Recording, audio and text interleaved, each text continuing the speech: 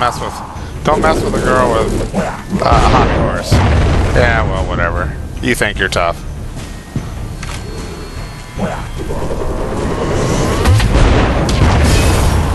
Ooh, he was actually close enough to get me after all. Whoopsie.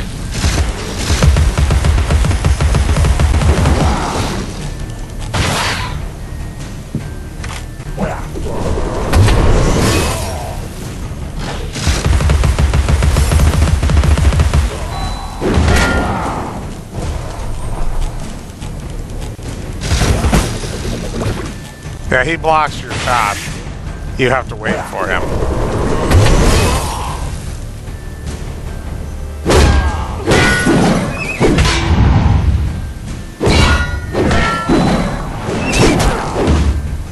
Except I went a little too far there. So when he tries to do that attack, you can actually get him. Yeah, there we go. Much better.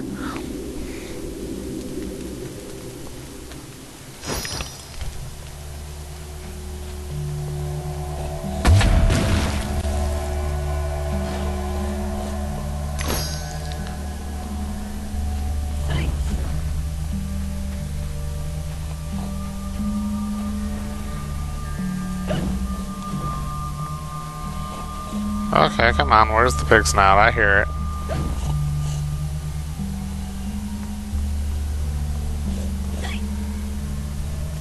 Oh, I think I remember where it's at. Maybe.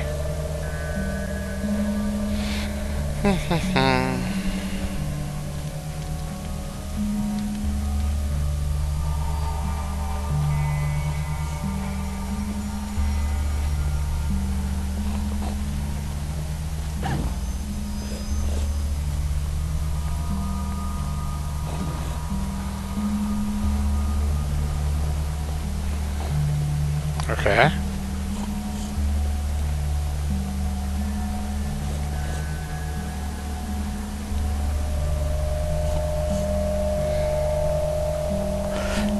Oh, yeah. And I wish they would have done the big snouts differently. I wish they would have, I don't know, highlighted them or... I don't know. Something different.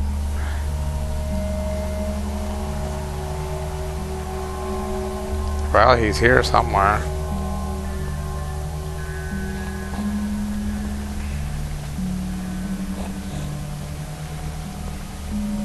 That's what I mean. It's stupid that you can hear them, but you can't see them, so you can't shoot them. Oh, there he is. So, I mean, they should highlight them or something. I mean, there's not much point in making it so that you can easily hear them, but then you can't see them even when they're right in front of you. At least not in my book. I think that's just stupid.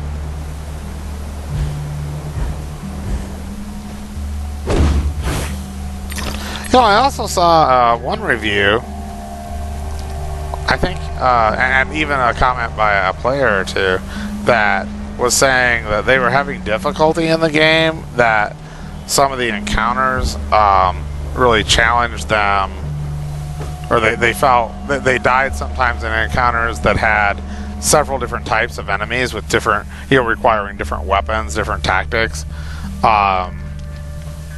I mean, maybe your first time through that might happen to you, but in general, it won't happen to you once you understand the like 4 different major weapon types and then the different enemy types and how to go about fighting them. You'll switch up really, really easy, and it will really not be any problem at all.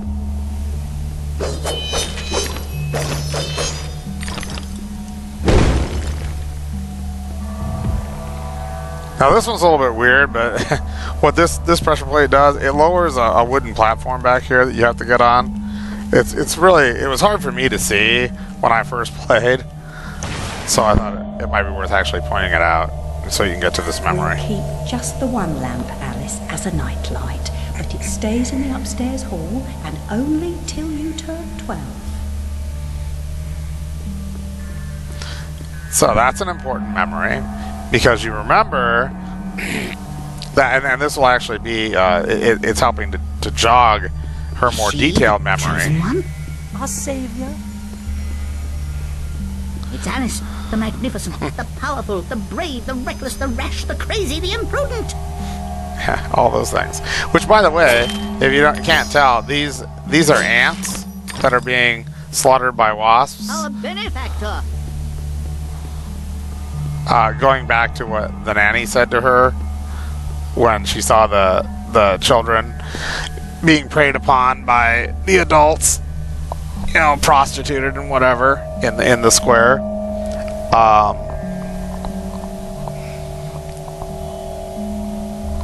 And these ants are actually origami, of course. If you can tell if you look at them closely. Speak with the elder. Yes, you really must. He knows things. He even thinks things.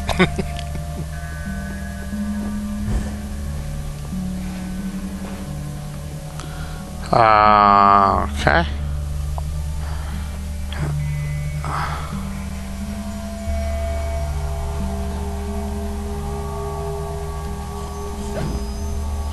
Oh yes, we have another invisible pig snout.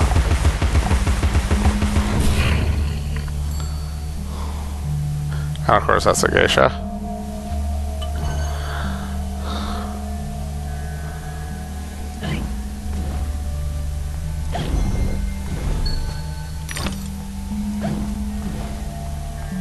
Which, by the way, I don't think I mentioned this yet, but the geisha, a lot of people are fascinated by them in Western countries. The geisha are actually, literally, it means a performing artist. And what a lot of people don't know is that the profession of geisha was actually created by men for male entertainers. And it actually wound up being taken over by women over the next, after it was created, about the next century or so. Women completely overtook the profession in all aspects, even running the businesses, of course. Your victories in combat and conundrums suggest your fitness to confront the challenges ahead. Mental strength will confirm your worthiness or declare your defeat.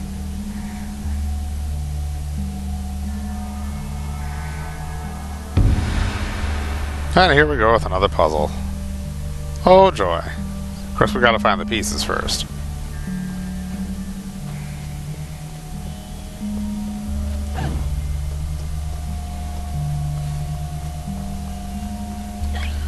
But, yeah, so anyway, I just, you know, that's an important thing to realize, is that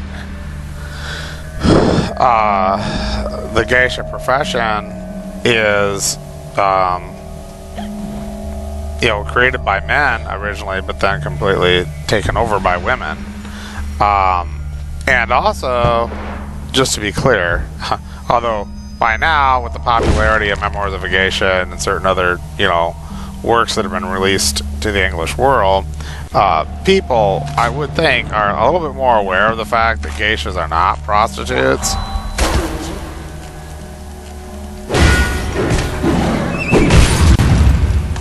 And in fact, you know, let's put it this way, the best comparison really might be to artists in Europe or America or other Western countries, you know, who are performing artists. Is it possible that sex might enter into, especially back at this time period, you know, that sex might enter into the equation, so to speak, when an artist is invited to perform for a particular patron? Sure, especially if the patron really likes the artist. You know, yeah, that might come up, but it's not a standard part.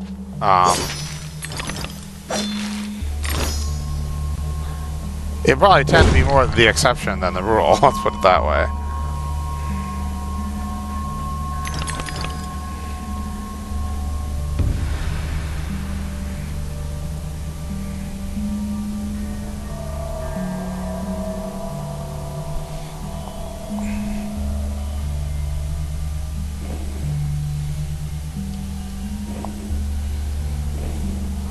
And by the way, you can see on the corners there's a little marking at the very corner, so you can pretty much tell that one more or less blank piece, it has the marking at the upper right corner, so it must go in the upper right position. I've seen people not get that for some reason, which I couldn't really understand, since I thought that it was really pretty straightforward. But then again, I mean, I used to spend a lot of time as a kid I'll open the path.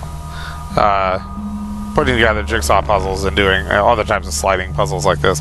Wouldn't say I'm an expert, but you know, it does help if you've got some experience doing this, or this type of thing anyway. Practice makes perfect, I guess, and all that.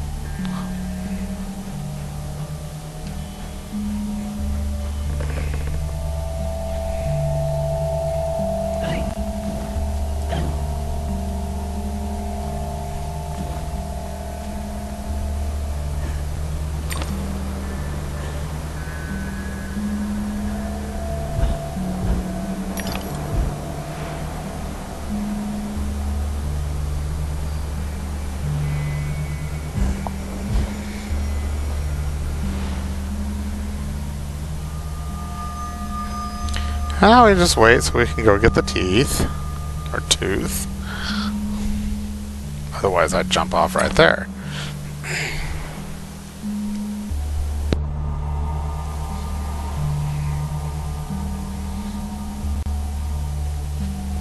I just like the way the elder seems to manage to just teleport to where he needs to be. It's one of those elder things, you know.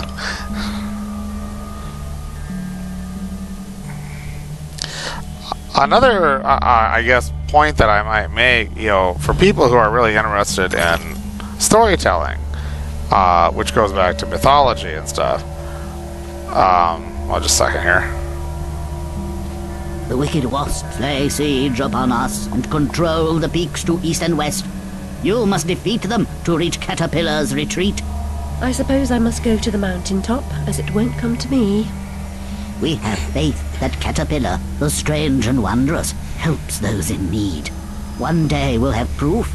Purity of heart is to will one thing, to approach his sacred eyrie. You must confront the savage daimyos. You prevent our access to his power. I'll open the entrance to the sacred caves where your journey begins.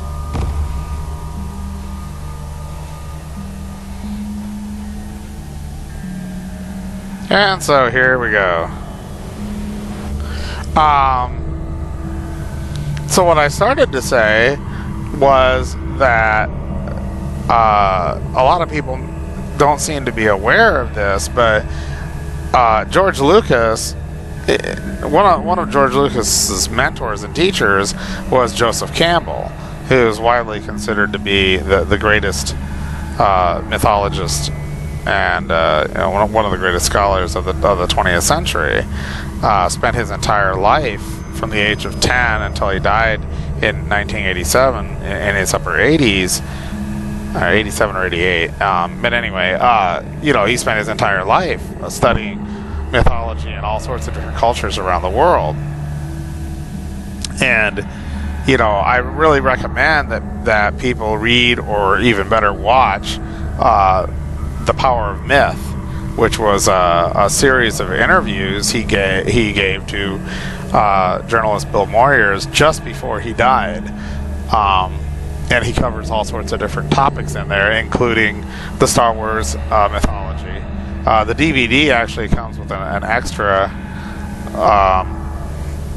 interview section with George Lucas that Bill Moyers did later after Joseph Campbell's death.